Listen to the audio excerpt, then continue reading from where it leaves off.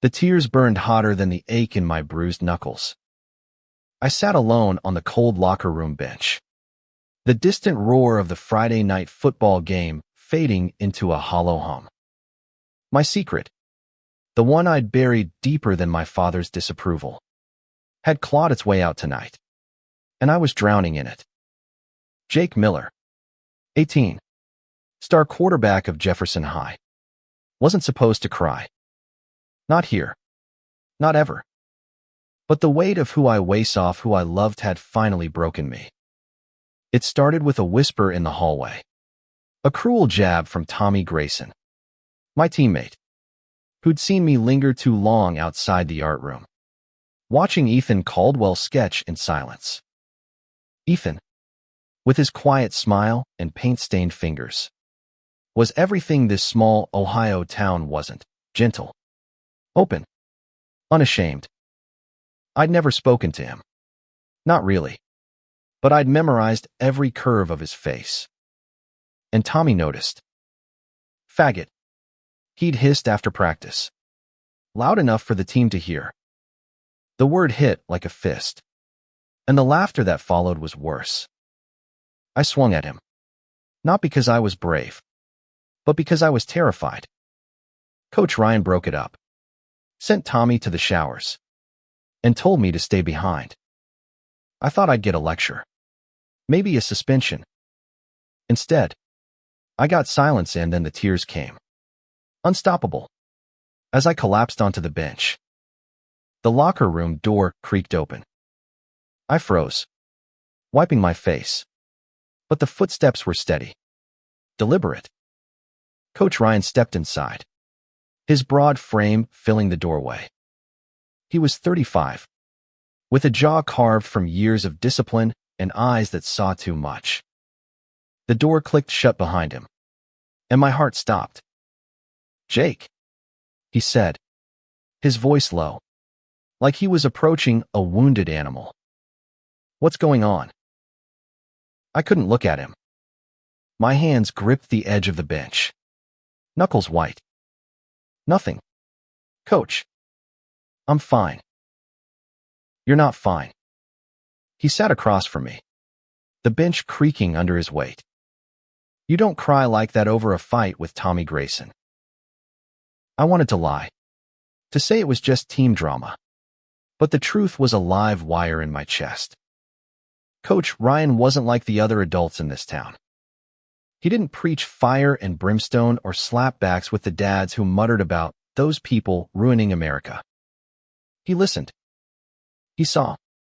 And that scared me more than Tommy's slur. "I can't do this anymore," I whispered, the words slipping out before I could stop them. I'm not who they think I am." Coach Ryan leaned forward, elbows on his knees. "Who do you think you are, Jake?" The question hit harder than Tommy's fist. I stared at the tiled floor, the cracks blurring through tears. I like guys. Coach. I like him. Ethan. And I hate myself for it." The silence that followed was deafening. I braced for judgment, for disgust, for the door to open and Coach to walk out. But he didn't. He stayed, his gaze steady. And when he spoke, his voice was softer than I'd ever heard it. "You don't have to hate yourself, Jake. Not for that. Not ever." I looked up, shocked. His eyes held no pity, only something like understanding. My breath hitched. "You don't get it. My dad, the team, this town'll destroy me if they know." "They might try," he said, his voice firm now. "But you're stronger than you think. And you're not alone." I wanted to believe him, but fear was a vice around my heart. "What do I do, Coach? I can't keep hiding. It's killing me." He stood, crossing the small space to sit beside me. Not too close, but close enough that I felt his presence like a shield. "You start by being honest with yourself. The rest We'll figure it out. Together. The word together hung in the air. A lifeline I didn't know I needed. For the first time in months, I didn't feel like I was falling. But the locker room door was still closed. And beyond it, the world was waiting to judge. The next morning, the school was buzzing with gossip. Tommy's version of the fight had spread, twisted into something uglier. By lunch, I caught Ethan's eye across the cafeteria. He was sitting alone, his sketchbook open, oblivious to the whispers. My chest ached with the urge to walk over, to say something, anything. But Tommy and his crew were watching, their smirks like knives. I skipped practice that afternoon. Coach didn't call me out, but he texted, "Meet me at the field at 6. We need to talk." I almost didn't go. The thought of facing him again, after spilling my soul, made my stomach churn. But at 5:59, I was there, standing on the empty field, the bleachers casting long shadows in the dusk. Coach Ryan showed up with a football in hand, tossing it lightly. "You didn't run today?" he said, no judgment in his tone. "You planning to quit on me?" "No, sir," I muttered, kicking at the grass. "Just needed a break." He nodded, like he understood more than I was saying. "You know, I was your age once. Thought I had to be someone else to survive. Took me years to figure out I was wrong." I stared at him, my pulse quickening. "What do you mean?" He tossed the ball to me, and I caught it on instinct. "I mean, I've been where you are, Jake." "Not exactly, but close enough. I hid who I was for a long time. Didn't come out till I was in my 20s. Lost some people. Kept others. But I'm still here." My jaw dropped. Coach Ryan was gay. The man who'd led Jefferson High to 3 state championships, who could silence a room with a look, had carried the same secret I was drowning in. You're like me," I stammered. He smiled, a small, sad curve of his lips. "Yeah, kid. I'm like you."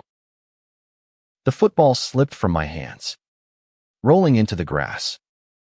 For the first time in my life, I didn't feel alone. But the relief was fleeting, because Tommy Grayson was walking across the field. His eyes locked on us, and the look on his face told me he'd heard everything. Tommy's boots crunched on the gravel path, each step a warning. His smirk was gone, replaced by something colder, sharper. I felt Coach Ryan tense beside me, but his voice stayed steady. "Grayson," he said, "you're early for practice tomorrow. Something you need." Tommy's eyes flicked between us, calculating, just passing through. "Coach, heard some interesting stuff." His gaze lingered on me, and I swear I saw the word he'd thrown at me yesterday glinting in his stare. "Get moving." "Then," Coach said, his tone leaving no room for argument. Tommy hesitated, like he wanted to say more, but he turned and walked off, his shadow stretching long and menacing across the field. I let out a breath I didn't know I'd been holding. "He knows," I whispered. "He's gonna tell everyone." Coach picked up the football I'd dropped, tossing it lightly in his hands. "Let him. You can't control what he does, Jake. Only what you do." "That's easy for you to say," I snapped, fear making my voice sharp. "You're not the one who'll get torn apart tomorrow." He stopped tossing the ball, his eyes locking onto mine. "You think I don't know what's at stake? I've lived it. The whispers, the looks, the people who stop calling you their friend. But hiding doesn't make it go away. It just makes you smaller." I wanted to argue, to tell him he didn't understand. But the weight of his words settled into me. He wasn't just talking as my coach was talking as someone who'd survived what I was facing. "Let's walk," he said, nodding toward the bleachers. I followed, my sneakers dragging against the grass. The air was cool, the sky bruised with twilight. We sat on the bottom row, the metal cold against my legs. "What do I do about Ethan?" I asked, my voice barely above a whisper. "I can't stop thinking about him. But what if he doesn't even like me back?" Coach leaned back, his hands clasped. "You won't know until you talk to him. But you've got to be ready for whatever he says. Rejection stings. But regret, that's a wound that doesn't heal." I thought of Ethan's sketchbook, the way his fingers moved over the pages. Delicate but sure.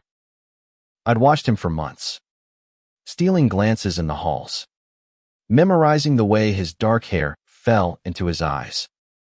But talking to him, that felt like stepping off a cliff. "Start small," Coach said, like he could read my mind. "Say hi. Ask about his art. You don't have to confess your soul on day one." I nodded, but my stomach churned. The idea of facing Ethan was terrifying, but the idea of facing Tommy and the rest of the team after what he'd overheard was worse. By Monday, the whispers had turned into a storm. Tommy hadn't wasted time.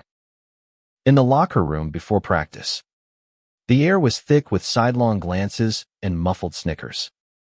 I kept my head down, lacing my cleats, but I could feel their eyes. "Yo, Miller," Tommy called, his voice dripping with mock innocence. "You and Coach got real close last night." "Huh?" The room went quiet. My hands froze on my laces. I could have ignored him, could have let it slide, but something in me snapped. I stood, facing him. "What's your problem, Tommy?" He grinned, stepping closer. "No problem. Just wondering why you're always crying to Coach like a little." "Enough." Coach Ryan's voice cut through the room like a blade. He stood in the doorway, his clipboard in hand, his eyes burning. "Grayson, you're running laps until I say stop. The rest of you, on the field. Now." Tommy's grin faltered, but he didn't argue.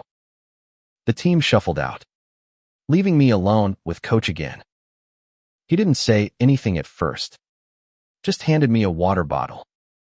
"They're going to keep coming for me," I said, my voice shaking. "Tommy's not going to let this go." "Then don't let him control you," Coach said. "You're the quarterback. You call the shots, not him."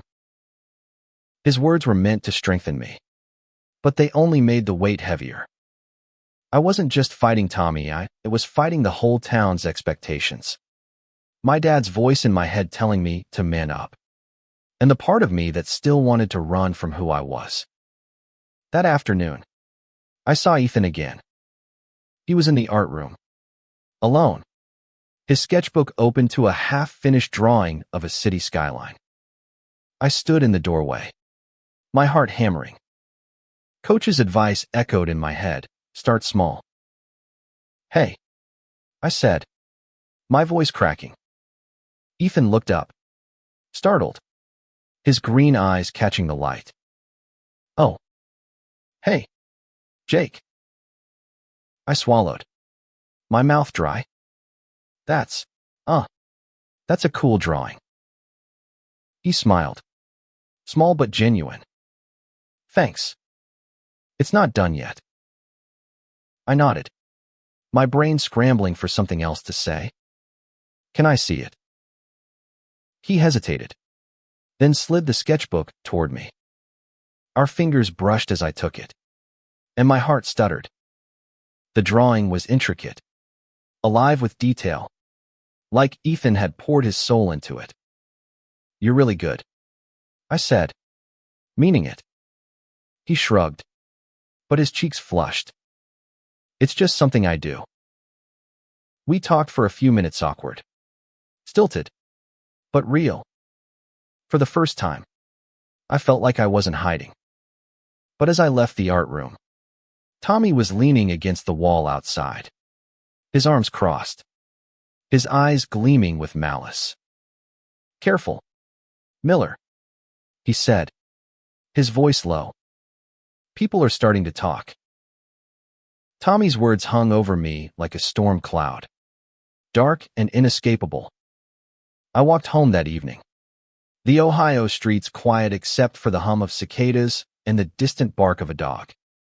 Every step felt heavier, like I was carrying the weight of his threat. At dinner, my dad barely looked at me. He was a man of few words, a former linebacker who believed strength was silence and feelings were weakness. You're off your game, Jake, he said, cutting into his steak. Heard about the fight with Grayson. Don't let him get in your head. I nodded, pushing peas around my plate. If only he knew it wasn't Tommy's fists I was afraid of.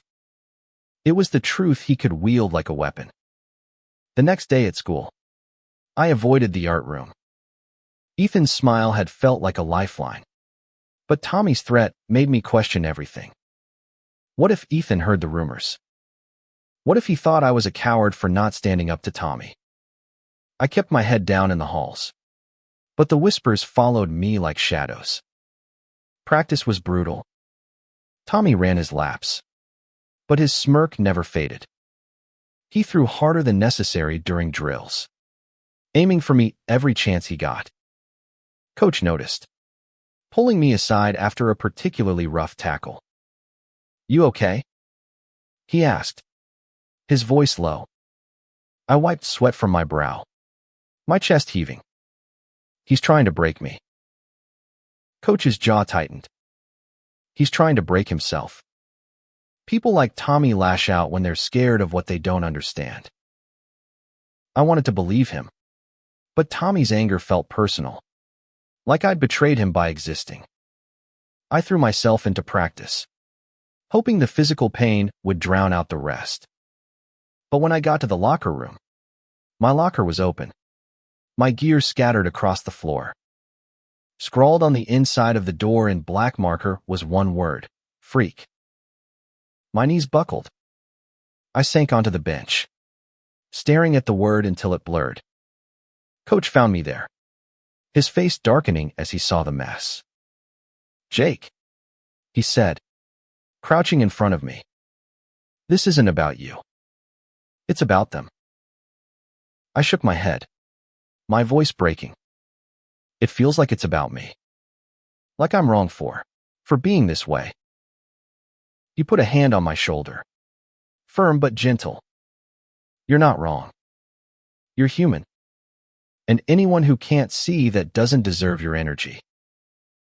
His words were a spark in the dark, but the fear was still there, cold and heavy. I cleaned up my locker in silence, the marker's stench burning my nose. Coach stayed until I was done, then walked me to my car. You're not alone, he said again. And this time, I clung to those words like a lifeline. That night, I couldn't sleep. I kept seeing Ethan's face, the way his eyes lit up when he talked about his art. I wanted to know him, not just as a crush, but as a person. But every time I thought about reaching out, Tommy's voice echoed in my head. People are starting to talk. The next morning, I made a decision. I found Ethan in the art room before first period, his head bent over a new sketch. My heart pounded as I knocked on the doorframe. Hey, I said, my voice shaky. He looked up, surprised but smiling. Hey, Jake. Back for more art critiques. I laughed, nervous. Maybe. Can we talk? Somewhere private. His brow furrowed, but he nodded, closing his sketchbook. We walked to the courtyard, empty except for a few birds pecking at the grass. I took a deep breath, the words tumbling out before I could stop them. I like you, Ethan. Like, more than a friend.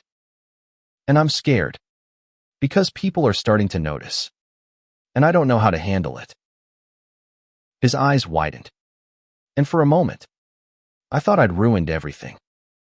But then he smiled, soft and warm, like the sun breaking through clouds. I like you too, Jake, he said quietly. I've noticed you watching me. I just didn't think you'd ever say anything. My heart soared, but the relief was cut short by the sound of footsteps. Tommy and two of his buddies were crossing the courtyard, their laughter stopping as they saw us. Well, Tommy said, his voice dripping with venom. Guess the rumors are true. Ethan stepped closer to me, his shoulder brushing mine.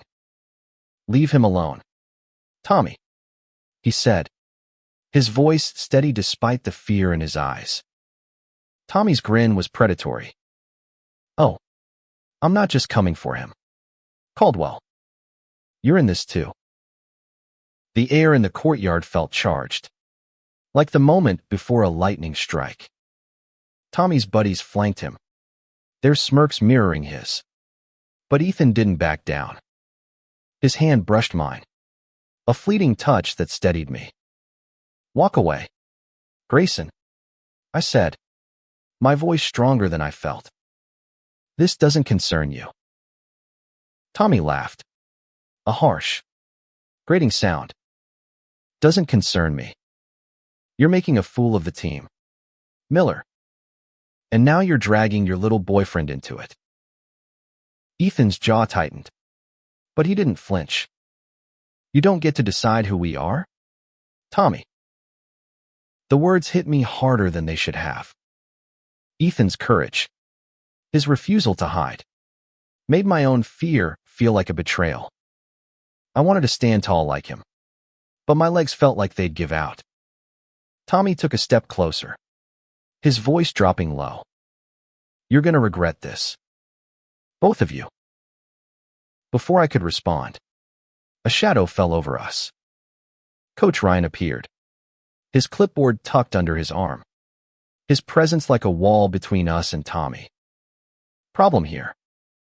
He asked, his tone calm but edged with steel. Tommy's smirk faltered. Just talking, Coach. Talk somewhere else, Coach said. And if I hear about you starting trouble again, you're off the team. Tommy's eyes narrowed, but he backed off, his buddies following. As they disappeared around the corner, I let out a shaky breath. Ethan's hand found mine again, squeezing briefly before letting go. You okay? Coach asked, looking between us. I nodded, but my throat was tight. Thanks, Coach. He glanced at Ethan, a flicker of understanding in his eyes. You two take care of each other. And if Tommy pulls anything else, you come to me. Got it. Got it, Ethan said, his voice steady. As Coach walked away, Ethan turned to me, his green eyes searching. You meant what you said, right? About liking me.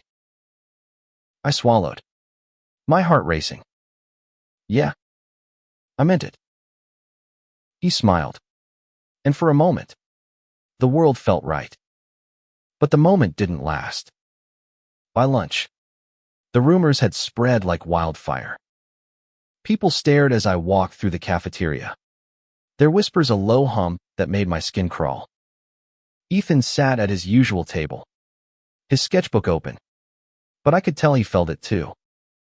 I wanted to join him, to sit beside him and let the world see us together. But my dad's voice echoed in my head, man up. Jake. I stayed at my usual table with the team, my tray untouched, Tommy's glare burning into me from across the room. After school, I found Ethan waiting by my car.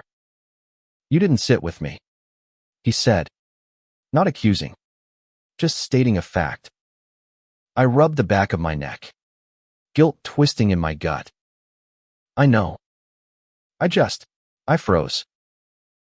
He nodded, like he understood, but his eyes were guarded. It's okay to be scared, Jake, but don't shut me out. I won't. I promised. But the words felt hollow. I wanted to be brave like him, but the fear was a weight I couldn't shake. That night, my dad was waiting when I got home. He was in the living room, a beer in hand, his face set in a hard line. Heard some things about you, Jake, he said, his voice low. You want to tell me what's going on? My stomach dropped. What did you hear? He leaned forward, his eyes boring into mine.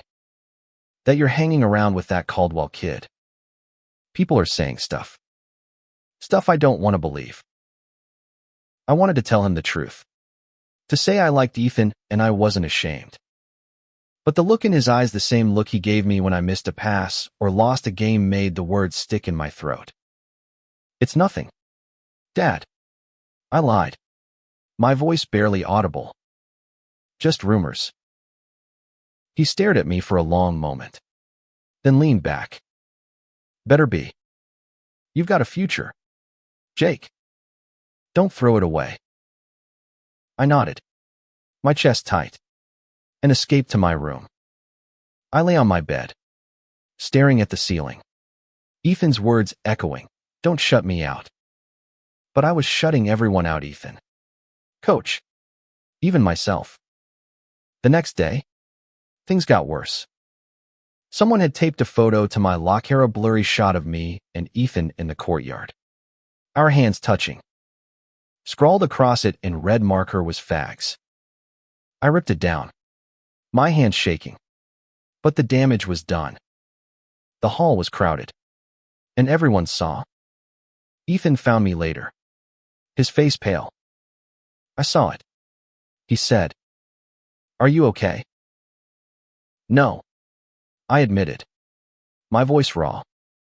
I don't know how to do this, Ethan. I don't know how to be me. He reached for my hand, but I pulled away, glancing at the students passing by. His face fell, and I hated myself for it.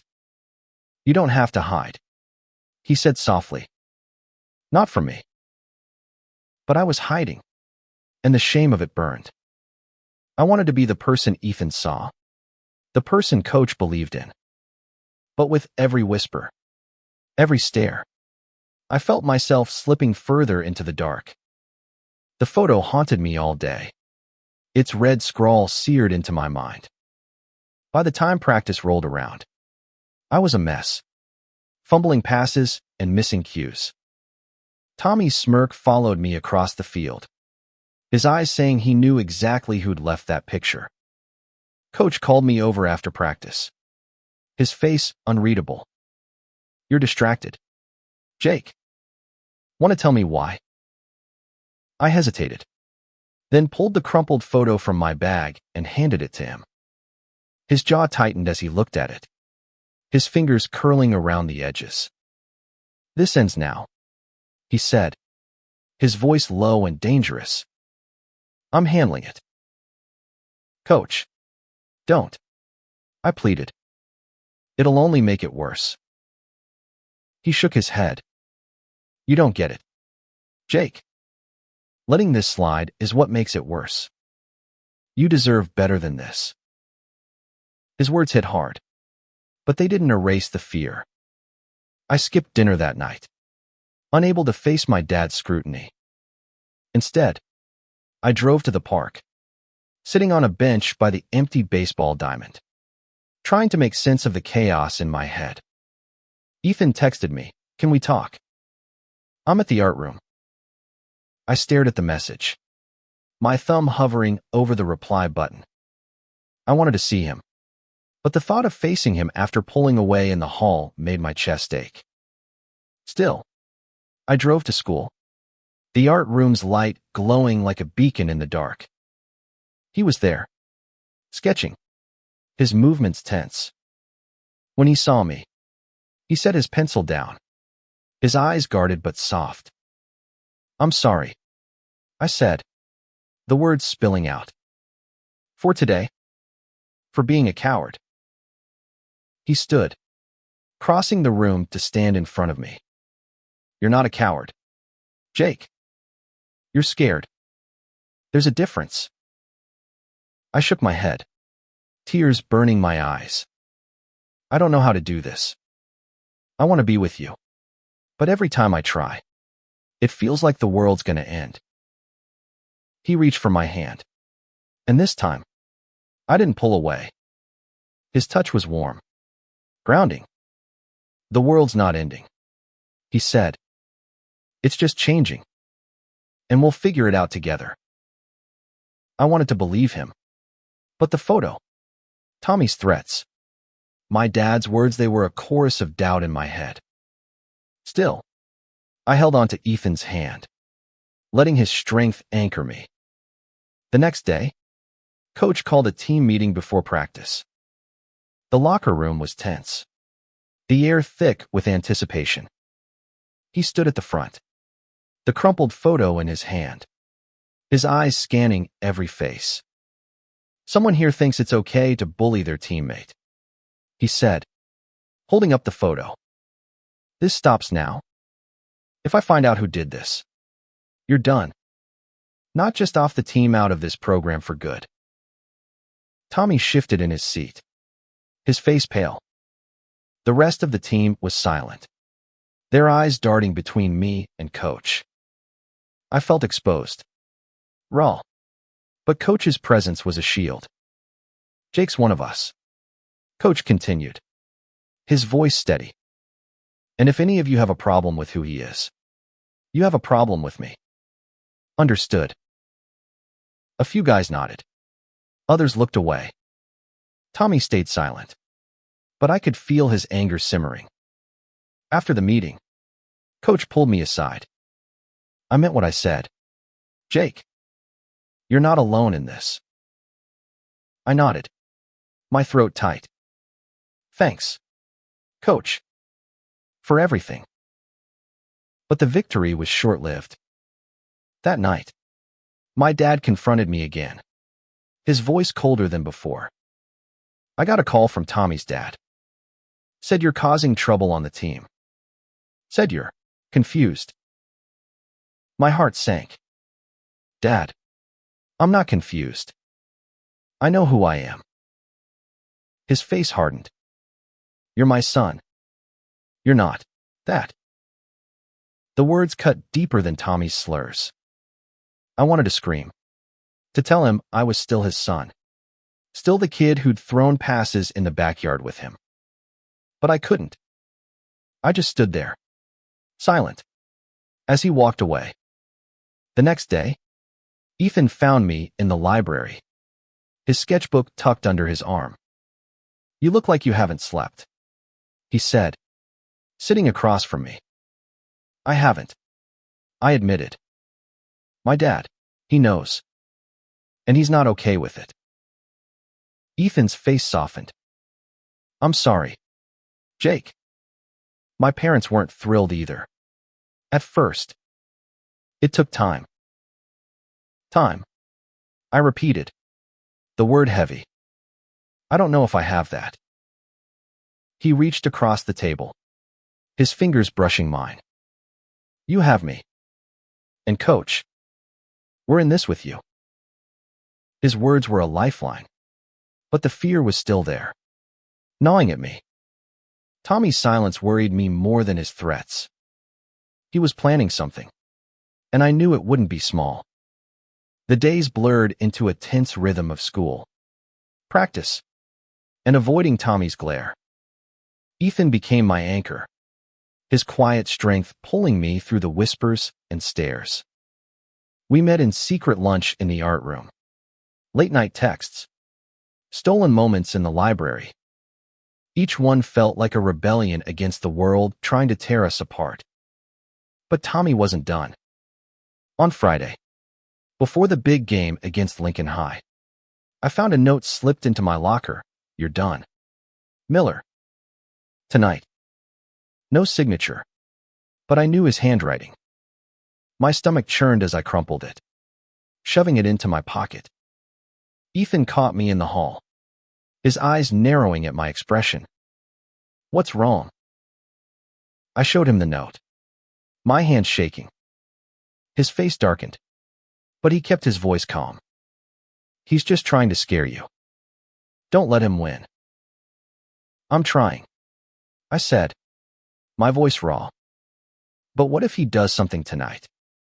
In front of everyone. Ethan grabbed my arm, his grip firm. Then we face it together. You're not alone. Jake. His words stayed with me as I suited up for the game. The stadium was packed, the air electric with cheers and the smell of popcorn. I scanned the crowd, spotting my dad in the stands, his face a mask of expectation. Ethan was there too, near the back, his sketchbook in his lap. Seeing him gave me a flicker of courage. But Tommy's note burned in my mind. The game was brutal. Tommy played harder than ever, his tackles borderline illegal. In the third quarter, he slammed into me after a play, his shoulder driving into my ribs. You're nothing, he hissed, low enough that the ref couldn't hear. I pushed him off, my breath ragged. Coach saw it, his eyes narrowing. But he didn't pull Tommy. He was testing me. I realized testing whether I'd break or fight. We won. Barely. 21-17. The crowd roared. But I felt hollow. As we headed to the locker room, Tommy grabbed my arm, pulling me back. You think you're safe? He whispered. Check your phone. Dread pooled in my gut. I waited until I was alone in the locker room, then opened my phone. An anonymous text with a video link. I clicked it, my heart pounding. It was me and Ethan in the courtyard, our hands touching, our voices clear as we confessed our feelings. Someone had recorded us, and now it was out there. I sank onto the bench, my vision blurring. Coach found me, his face grim. Jake, what's wrong? I showed him the phone, my hands trembling. He watched the video in silence, his jaw tight. Who sent this? He asked. Tommy, I said, my voice barely audible. It's gotta be him. Coach's eyes darkened. Stay here. I'm handling this. He left, and I sat there, the weight of the video crushing me. Ethan texted, I saw it. I'm coming. He was there in minutes, his face pale but determined. We didn't do anything wrong, he said, sitting beside me. They can't hurt us for being us. But they could. The video was spreading texts, social media, group chats. By the time Coach returned, I was shaking. Tommy's off the team, he said. I've got the principal involved. This stops now. But it didn't stop. The next morning, my dad was waiting in the kitchen, his phone in hand. You want to explain this? He asked, holding up the video. My mouth went dry. Dad, I don't. He cut me off, his voice like ice. You're my son. I raised you better than this. Better than what? I snapped, the anger finally breaking through. Better than being honest. Better than loving someone. He stared at me, his face a mix of shock and disgust. Get out, he said quietly. I need time to think. I grabbed my keys and left, my chest tight with grief. I drove to Ethan's house, my hands shaking on the wheel. He was waiting on the porch, his eyes red but steady. My parents saw it too, he said as I sat beside him. There, processing. But they didn't kick me out. I nodded, unable to speak. He took my hand, and for a moment, we just sat there, the world falling apart around us, but our hands locked together. Ethan's hand in mine was the only thing keeping me grounded. His porch was quiet, the streetlights casting soft shadows across his lawn. But inside, I was a storm: anger, fear, and grief swirling together. My dad's words echoed, "Get out." I'd always known he'd struggle with who I was. But hearing it, feeling his rejection, was a knife to the chest. "We'll get through this," Ethan said, his voice soft but certain. "You can stay here tonight. My parents won't mind." I nodded, too raw to speak. His mom opened the door, her face kind but strained. "Come in, Jake," she said. "You're welcome here." I slept on their couch, Ethan's spare blanket draped over me. It wasn't home, but it was safe. For the first time in days, I slept without nightmares. The next morning, Coach texted, "Meet me at school. 9 a.m. Bring Ethan." I showed Ethan, and his brow furrowed. "What's this about?" "No idea," I said, my stomach nodding. "But I trust him." We arrived at the school, the parking lot empty except for Coach's truck. He was waiting in his office, a stack of papers on his desk. His face was tired, but his eyes were fierce. "I've been talking to the principal," he said as we sat down. "The video violates school policy on harassment. Tommy's facing suspension, and we're pushing for expulsion if he's linked to it." Ethan's hand tightened on mine under the table. "What about the team?" I asked. "They're not going to let this go?" Coach leaned forward. "Some won't, but others will surprise you. I've already talked to a few: Guerrero, Patel, Daniels. They're on your side." I blinked, stunned. Those guys were my friends, but I'd assumed they'd turn on me like Tommy. The idea that they'd stand by me felt unreal. "There's more," Coach said. "I'm starting a support group for students like you. A safe space. Ethan, I know you're involved with the art club's inclusivity program. I'd like your help." Ethan nodded, a small smile breaking through. "I'm in." I felt a spark of hope, but it was fragile. "What about my dad?" I asked, my voice cracking. "He kicked me out." Coach's face softened.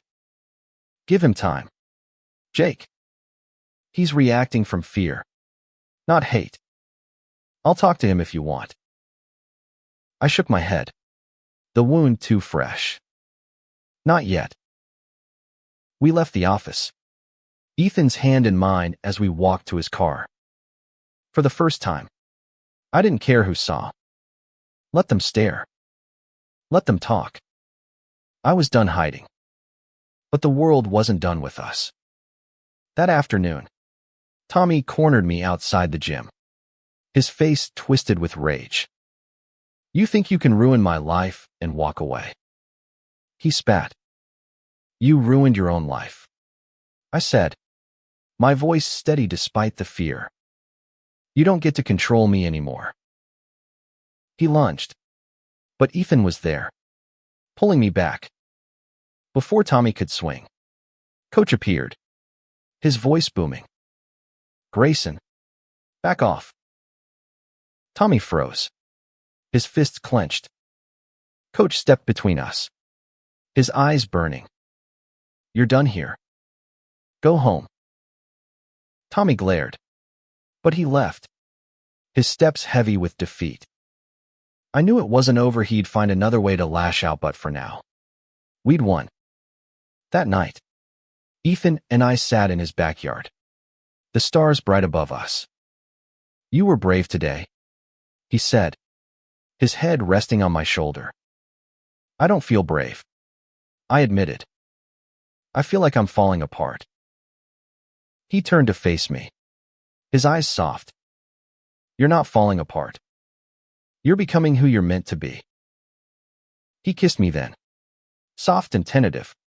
And for a moment, the world was just us. No Tommy. No rumors. No dad. Just Ethan's warmth. His breath against mine. And the promise of something real.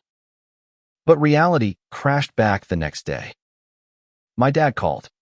His voice gruff. Come home. Jake. We need to talk. I went, my heart pounding. He was in the kitchen, his hands clasped tight. I don't understand this, he said, his voice low. But you're my son. I don't want to lose you. Tears stung my eyes. I'm still me. Dad. I love Ethan. He flinched, but he didn't look away. I need time, he said. But I'm trying. It wasn't acceptance. Not fully. But it was a start. I nodded, my throat tight, and left, feeling lighter than I had in weeks. The weeks that followed were a slow climb out of the dark. Tommy's suspension came through. And though he didn't go quietly, his dad threatened to sue the shul. It was a victory.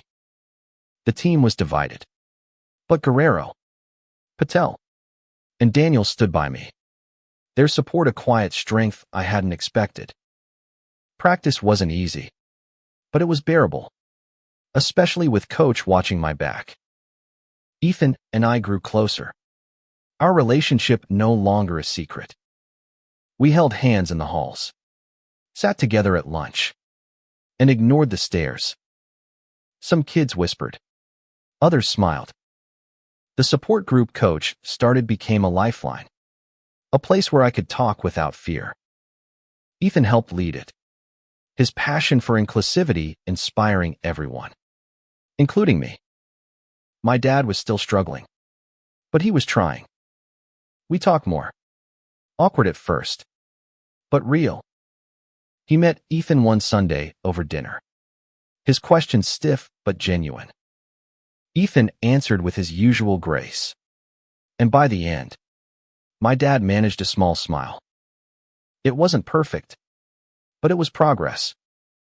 One evening, Coach called me to his office. He looked tired but proud. You've come a long way, Jake, he said. I'm proud of you. I swallowed, my chest tight. I couldn't have done it without you. Coach, you saved me. He shook his head. You saved yourself. I just gave you a push. I thought back to that night in the locker room, crying alone, feeling like the world was ending. Coach walking in, shutting the door, had been the start of something new, not just for me, but for Ethan, for the team, for the school. The season ended with a loss, but I didn't care. Football wasn't my whole life anymore. Ethan was waiting for me after the last game, his sketchbook tucked under his arm, a new drawing in his idea portrait of us, our hands intertwined, our faces lit with hope. It's for you, he said, handing it to me. I stared at it, my throat tight. It's perfect. He smiled, his eyes bright. So are you. We walked off the field together, the stadium lights fading behind us. The world wasn't perfect, and there were still battles to fight, whispers to ignore, bridges to rebuild. But I wasn't alone anymore. I had Ethan, Coach, my dad's tentative steps toward understanding, and a team that was slowly learning what it meant to stand together. Love, I realized, wasn't just the spark between me and Ethan. It was the courage to face the truth, the strength to stand up, and the hope that carried us forward. And as we stepped into the cool night, hand in hand, I knew we'd keep fighting. Together. For as long as it took.